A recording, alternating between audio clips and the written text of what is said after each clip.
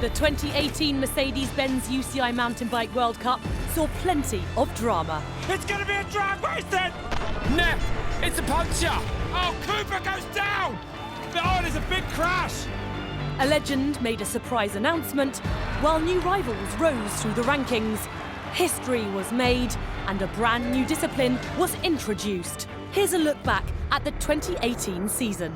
It kicked off with a brand new location in Stellenbosch, South Africa. In the men's fight, the target was firmly on the back of Swiss rider Nino Schurter, the first person ever to pull off a perfect season in 2017. South Africa is like a second home for me. I'm spending a lot of training camps in Stellenbosch. I know this region really well, and it was exciting for me to race there. And it was exciting until the very end. It's going to be a drag race then to the finish line.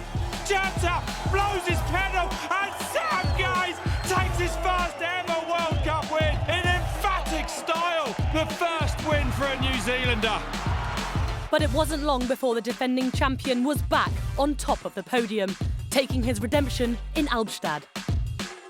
The season was already looking very different for Schurter, and a brand new short track discipline was making things even more interesting, with more opportunities for riders to collect valuable points towards the overall World Cup. The new format favoured Mathieu van der Poel, who took the first historic win in Albstadt, and he continued with success in Val di Sole and Le Bresse. In Novo Mesto and Mont Saint-Anne, it was Sam Gaze's turn in the short track, while Brazil's Henrique Avancini took his first ever World Cup victory in Val Nord. In the Olympic race, Schurter was being challenged by another contender. This time, it was Kiwi Anton Cooper, with one of the closest sprint finishes ever. And it looks like Cooper is coming! Here comes Anton Cooper! Oh, I don't want to say it! The Schurter's got it, yes he has, by just centimetres. Losing to a champ like him, it's not, you can't feel too down and out about it, and I was really happy with how I rode in the end, so I took that as a positive from it. In Val di Sole, Schurter once again found himself being pushed to his limits, this time by Italy's Gerhard Kirschbaumer, but it wouldn't be enough to beat the king. Here he comes then up towards the line. He's sprinting, he's taking no chances. Schurter does it in Val di Sole, his 29th career win. However, Kirschbaumer had tasted success, and in Val Nord Andorra, he wasn't leaving anything to chance. And now Kirschbaumer takes to the front. This is the man that pushed Nino Schurter every inch of the way in Val di Sole. In a high-altitude, gruelling battle, he came out on top, taking his first ever elite win at one of the toughest spots of the Tour. Kirschbaumer is king of the Pyrenees. He takes his first ever elite World Cup win by some margin. Schurter came back fighting in Mont Saint-Anne, Canada, but luck was not on his side once again. Nino Schurter has snapped his chain. And he wasn't the only rider to get into trouble. Oh, Cooper goes down! Now there was an opportunity for a new rider, Matthias Flückiger, who took his maiden World Cup victory at 29 years of age. I won my first World Cup. I'm still so excited about this and really happy. The first time in 2 years Schurter had not been in the top 5, but he had still done enough to secure the overall trophy. Just one goal remained for Schurter at the final stop, a 30th World Cup win. Once again he proved why he's the king.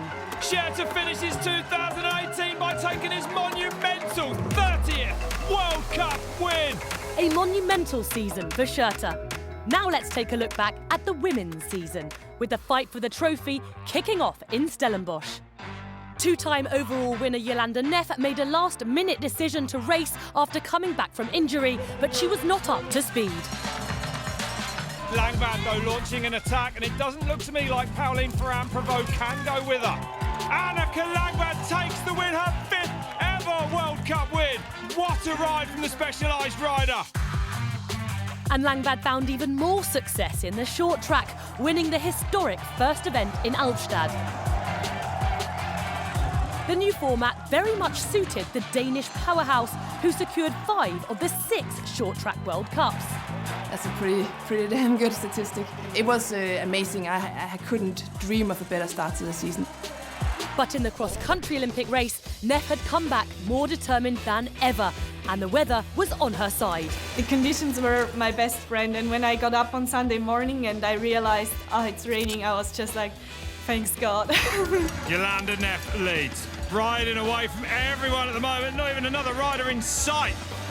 Neff was back to her winning ways, but it wasn't the day for Langvad, who finished back in 29th. In Novo Mesto, Langvad came back stronger and showed us her strategic smarts. Who will it be? Who's got anything left in the tank after an hour and 20 minutes of all-out racing? Here comes the attack that Neff tries to respond. Langvad, it's Annika Langvad all out. And she snatched back the leader's jersey. All eyes were on Langvad in Val di Sole, but it was not her day. Oh, there's a big crash. A hand injury put Langvad out of action, and she lost crucial World Cup points. This time, it was another rider on top of the podium. Wustowska is going to take her 4th World Cup win here in Val di Sole. With Neff finishing in 3rd, she was now leading the standings. Langvad needed to strike back in Valnor and Dora, but instead we saw a masterclass from the Queen, Gunrita Dalle Fleischer. It's so impressive to see her take that 30th career World Cup win. That was so impressive. Neff remained the one to beat, but the championship was yet to be won. With just 2 events remaining, Neff looked to be in a league of her own in Mont Saint-Anne. Langvad crosses the line, 31 seconds back then at the end of that opening lap. Incredible stuff. Jolanda Neff, who's got her 3rd win here in Mont Saint-Anne, her 11th World Cup win. And more worrying for everyone else is that every year she's won here in the past, she's gone on to take that overall title. The fight for the trophy came down to the final stop, and it was a fierce battle between Jolanda Neff and Annika Langvad. An incredible season reaches its climax. Neff, it's a puncher. A rear flat tyre then for Jolanda Neff. I don't believe it, there's no air in that front tyre. Neff has got a front flat. Well, Langvad has also got a rear flat. Emily Batty then goes by to take the lead, but here comes Jolanda Neff. She can see Annika Langvad ahead of her. Oh my God, twice I saw the overall go, and I thought this is it. Goodbye overall. But Jolanda Neff is going to do it. She's going to take her 12th career World Cup win, but much more importantly, that her 3rd overall World Cup title. Annika Langvad did enough, though, to finish 2nd overall in the series, just ahead of Emily Batty. An incredible season finale with one of the best races the sport has ever seen, and a sign of what's to come in 2019.